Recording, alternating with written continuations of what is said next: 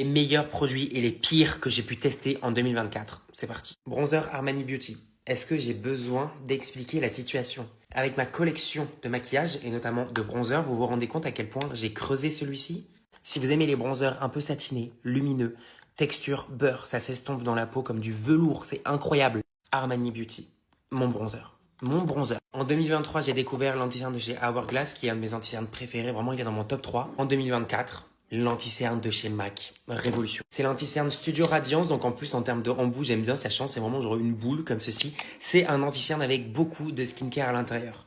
Je crois qu'on a genre 80% de skincare à l'intérieur de cet anti-cerne. Et franchement, ça se ressent. De par sa texture qui est ultra fine, on sent vraiment le côté un peu hydratation au niveau de nos cernes. Ça ne marque absolument pas les ridules, ça ne rentre pas dans les ridules non plus. Enfin, en tout cas, ça rentre moins que d'autres anti-cernes. On part pas du tout sur un anti-cerne avec une couvrance totale, on part sur un anti-cerne avec une couvrance moyenne, mais c'est largement suffisant. Puis vraiment, le rendu est magnifique. Sa tenue aussi, il est pas sec. Enfin, franchement, en termes de fond de teint, j'ai eu pas mal quand même de découvertes.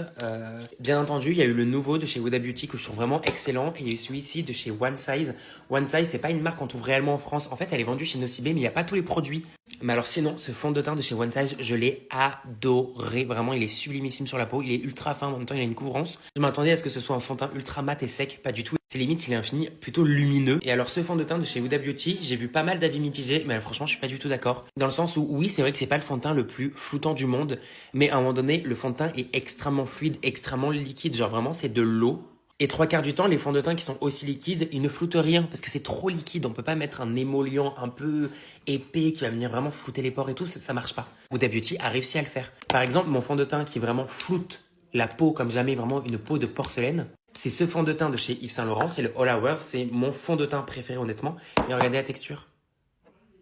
Ça ne coule même pas. Normalement, quand les fonds de teint sont aussi fluides que celui-ci de chez Huda Beauty, ça ne floute rien du tout. Oui, mon fond de teint de chez Saint Laurent floute beaucoup plus que le Huda Beauty. En même temps, la texture, ça n'a rien à voir. Petit bémol, je trouve qu'à partir du moment où on met plus de 30 € dans un fond de teint, le packaging doit être en verre. C'est tout. Je viens de découvrir les ombres à paupières de chez Armani Beauty et clairement pour 2025, je vais pas les lâcher. C'est sublimissime. En fait, c'est vraiment genre les paillettes qui font tous les reflets. Là, on dirait que c'est gris et en fait non, c'est complètement bleu. Oui, le produit est cher, mais en même temps, la quantité est généreuse et surtout la qualité du truc, quoi.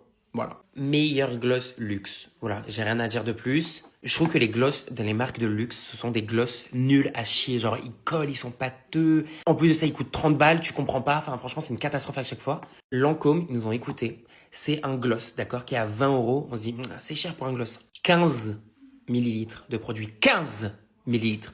C'est énormissime, d'accord? L'Oréal nous a